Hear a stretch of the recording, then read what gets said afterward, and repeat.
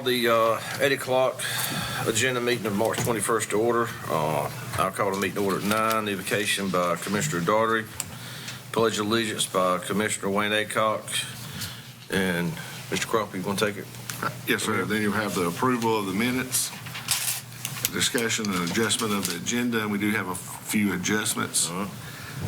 First one is to remove item 15 under consent agenda. It's a motion to allow grant writer to remove forward with the COSUP grant application with the Wayne County Sheriff's Office. The sheriff asked for that to be removed at this time. We have a walk-on special presentation that will be added under special presentations under number 5. It's the Vietnam Veterans Day proclamation. And I also have a walk-on budget amendment for the inspections office for $36,015. This is to appropriate funds for the replacement of a 2017 wrecked vehicle.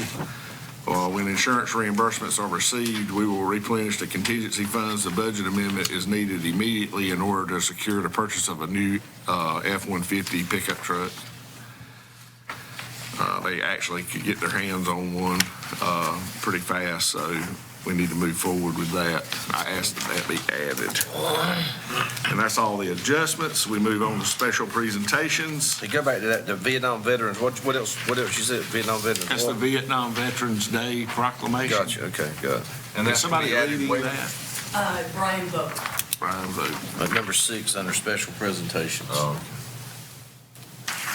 right, sorry, go ahead.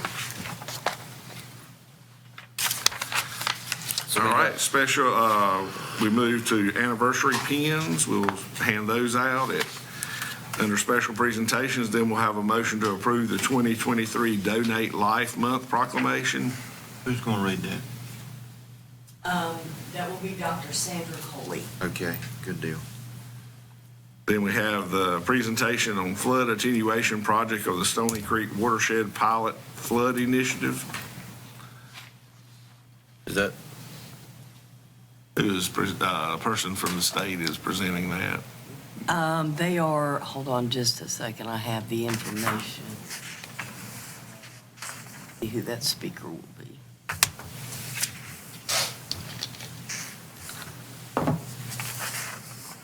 Kevin Tweedy. We say Kevin Tweedy? Yes, Tweedy.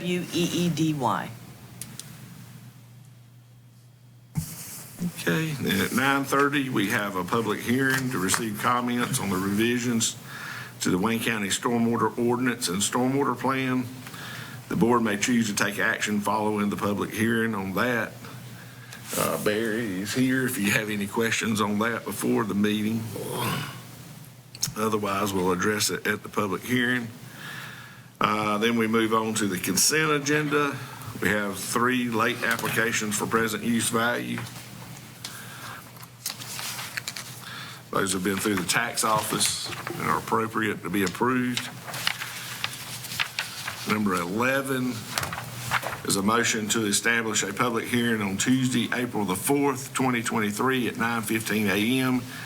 in the Commissioners' Meeting Room in the Wayne County Courthouse Annex, 224 East Walnut Street, to receive public comments regarding a proposed installment financing agreement or similar financing arrangement to finance a new DSS and health facility for the County of Wayne, North Carolina.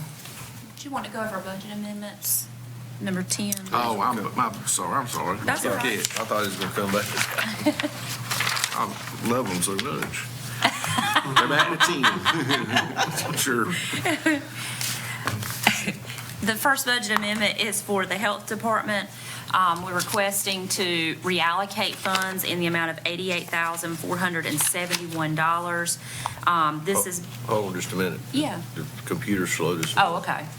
You made I beat you this. It's still turning. All right, 384. Okay. So to move $88,471 from the public health nurse supervisor program to the ultrasound tech. This was a reclass that was done, so they are matching the budget up for that reclass. Your next budget amendment is for the sheriff's office, totaling $3,290.62. This is to anticipate insurance proceeds received for damage to a vehicle, and it will be used to repair that vehicle. You have a budget amendment for the Jetport for $10,000. This is to reallocate funds from repairs and maintenance building to insurance deductible. And this is to cover the deductible on an insurance claim filed on behalf of a damaged aircraft. This one here last week, wasn't it? Was this in here last Tuesday? It was, and there was some discussion about it after we spoke to the insurance company. It was decided that we did need to cover this deductible. So what is the, who knows about this? I mean, I'm sorry? who knows about what happened? I mean, what's the, Well, the insurance, I'm not exactly sure what you're asking. what's it concerning? A damaged aircraft? Yes, Yes. there was a door that fell onto an aircraft and damaged the engine, and they're going to have to evidently redo the entire engine. So that's why the claim was For the doors? About a heck of a door. the door. Yeah, the hangar door fell on it. Oh, wow. It was the hangar door. So, And we have had some issues with our doors on the hangars. But it is great. We need it there. well, I don't know if this is the time to discuss this or not, but I thought you're supposed to have, this is a rental building or hangar? They pay rent on it? Don't you have contents insurance on something like that? I mean, would you have insurance on your, would that come up under us, or would that come up under, I mean, if it's like a mini storage, I would think it would be, I mean, you got to cover your contents, correct? Who's going, I mean, who needs to answer that? Your contents is covered by, homeowners don't policy. Don't get worried. Generally, yes, we require our tenants to carry insurance for the contents on the inside. After talking to Brandon Gray and then also our insurance adjuster, they told me that it was known that we had issues with this door and we weren't able to fix it for a while. So I think the Jetport Commission is of the opinion that we were at fault, so we needed to go ahead and cover the deductible for the tenant. Have we looked at our, okay, I'll ask that later. And I think that there was an issue they were trying to find a contractor or a vendor for this specific type of door, and they had some issues with it, so that kind of. Well, if we got anything, and if we got some issues like this in the future, do we have anything in place that if we can't get it fixed, that they need to move their aircraft out, if we're going to be responsible for a $10,000 claim? I think that's the plan moving forward, according to Mr. Gray. Have they looked at their, The damage came about just before Christmas when we had those Yeah, power bad storm, yeah, outages. yeah, okay. And apparently the wind just blew the door off. okay. Have we looked, you might can answer this question, have we looked at the rental, cost for the, Rental costs. well, the hangar rent cost? I mean, what do they rent the hangars for now? Well, they're not renting that hangar for that much. I mean, they're only renting it for what, $250 or so a month is all they're renting it for. Who looks at that? I mean, is that in line with everybody else around? The commission board looks at that and determines what the rents are. Oh, really? Yeah, and I can assure you it is, and Is it? Okay, Yeah. all right. it's similar to what other airports are charging. 10-4. Thank you. Okay. Your next budget amendment is for animal control in the amount of $5,490. This is to appropriate additional insurance proceeds received. It was involving a vehicle accident in October. They did end up totaling the vehicle, so that truck is going to be replaced. And this was not the only amount of money we've received. We've received prior reimbursements in addition to that.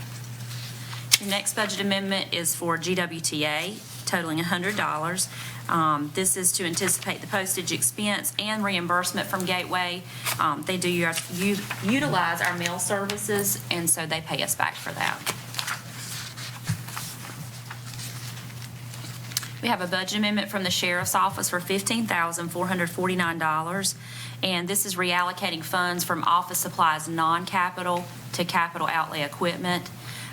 This is just because those machines meet our capital outlay threshold and need to be reclassified, but it's for the purchase of 2 fingerprint machines that are out of compliance with SBI requirements and need to be replaced. Your next budget amendment is for animal control for $7,399.31. And this is appropriating donations received both in the prior year and in the current year so far. And it is being used for the purchase of kennels. The fund balance appropriated is the amount that were donations last year that were not used, so that's being carried forward. And we're going with, we are going with stainless type, I'm not sure. you know, okay. We can find out. Okay, you have a budget amendment for the Jetport for $30,609.67. And this is insurance reimbursements received. A server was damaged and then had to be replaced due to the rolling blackouts that occurred at Christmas. And so these are the insurance proceeds to cover that replacement.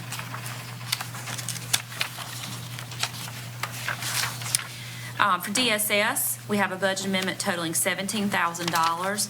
This is to appropriate additional admin revenue, which is the state portion of the revenue we receive, and then to reallocate professional services in the amount of $6,800 for additional funds for the direct service allocation line, and this is specifically for our child support program that we pay out now to the contractor.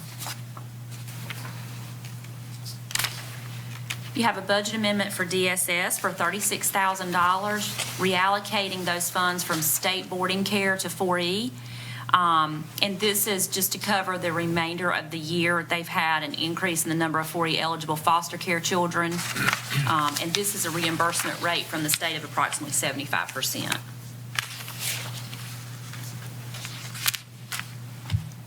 You have a budget amendment from the Jetport for $153,050 total. This is to anticipate and appropriate additional avgas and jet fuel purchases for the rest of the year. That is in turn, sold to clients at the Jetport, so you see a revenue balancing this budget amendment. And then you have your walk-on budget amendment from inspections for $36,015. Mr. Crumpler already discussed that, but it is reallocating funds from contingency, and we do anticipate replenishing most, if not all of that, when we receive our insurance proceeds. And that's all I have. Thank you, Allison. Excuse me 1 second, Mr. Crumpler. Carol, can you make sure this is included in our packet? Yes, sir, it should. I don't know if it's been downloaded yet, but the new amendment? No, it has not. Okay. We'll make sure that's attached. Okay, thank you, ma'am. Okay, now moving on to number 11, motion to establish a public hearing on Tuesday, April the 4th, 2023 at 9:15 a.m. in the Commissioners' meeting room in the Wayne County Courthouse Annex to receive public comments regarding a proposed installment financing agreement or similar financing arrangement to finance a new DSS and health facility for the County of Wayne, North Carolina. Number 12 is a motion to approve a 3-year lease with the State of North Carolina Department of Adult Corrections for 209 South William Street in Goldsboro. I'll let Andrew speak on that. Good morning again. This is the Probation and Parole Office on North William Street. If you remember, we have 2 locations. So one is down on Spruce Street at George, and then this is the other facility. This facility we renovated several years ago, got probation and parole out of the Will Sullivan building and moved them over here. So Department of Adult Correction, well, let me back up. By statute, the county's required to provide probation and parole offices to the state. And usually they do it on a 3-year basis. I think we're in year maybe 2 of the Spruce Street location, and then this lease is going to be up. So this is just a standard lease. It's a no-cost lease, so we provide all the facilities. We provide everything except for telephone services. That's the only thing that we don't provide. So it's the same terms as our Spruce Street lease. Okay. Moving on to 14 is a motion to approve a road right-of-way, motion to approve the sale of surplus property located at 2009 Rose Street, Goldsboro, as requested by the city of Goldsboro. And this was a surplus property that the city of Goldsboro went through the upset bid process. They approved it, I believe, in December. The offer was for $5,500. The tax value on the property is $11,000. And they did notify all adjoining property owners of the sale.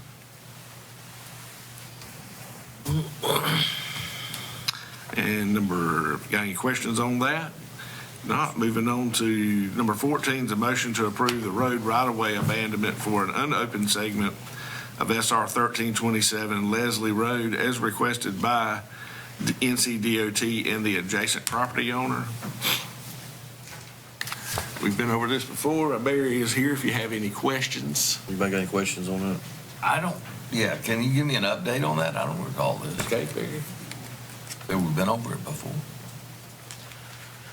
Right, this is, the county has received a request from DOT to abandon a small segment of Leslie Road. It's the very end. If you're familiar with, if you go out 70 towards Rosewood, Leslie Road kind of turns right. It dead ends up against 70 bypass. It's a residential development back in there. But Leslie Road dead ends. There's a cul-de-sac at the end of Leslie Road, but between the cul-de-sac and 70 bypass, there's a 0.03 of a mile, so around, I think I calculated around 150 feet segment there that's unopened. So the right-of-way extends to the bypass, but there's a segment there it's unpaved, it's dirt, and it's not used for any sort of access. So the property owner on both sides of that 150-foot strip has requested that it be abandoned by DOT. It did go to Planning Board last week. Planning Board recommends approval. So, as I said, it's not used for access for any purpose, and the only benefit it would have would be to the adjacent property owner, and that's the person who's actually requested abandonment. So once we abandon it, then what happens? It gets dissolved into that property, Okay. because that's essentially where the right-of-way came from to begin with, was that property. So it gets dissolved back into that property at the end of that cul-de-sac. Okay, thank you. But we do have adequate turnaround for emergency equipment at the end, correct? Yes, there is a cul-de-sac there before you get to the abandonment, so that will not be affected at all. Gotcha. Correct me if I'm wrong, Barry, if it was an improved right-of-way, it would require a public hearing. That's right. 3 weeks, 3 notices. This was never improved. This used to be a dirt path that went all the way across 70 Highway and dead ended at a house that was sitting over there about where the nursery buildings are sitting. And when 70 was built, it was just cut off. And the paving never reached it. It was never improved. It was always a dirt path. Yeah, that was a shortcut between the nurseries. That's right. So it's a Travel that private many a time. abandonment. It is, that's right. Yeah. Thank you. Thank you, Barry. All righty. You didn't have a tiny thing down between nurseries that way. Let's see here. Okay, we removed item 15 from the agenda at the request of the sheriff. So going on to 16, we have a motion to establish a public hearing on May the 2nd, 2023 at 9:30 a.m. in the Commissioners' Meeting Room at the Wayne County Courthouse Annex to receive public comments for the Wayne County Board of Commissioners to consider exercising its power to assume control of the activities of a consolidated human services board.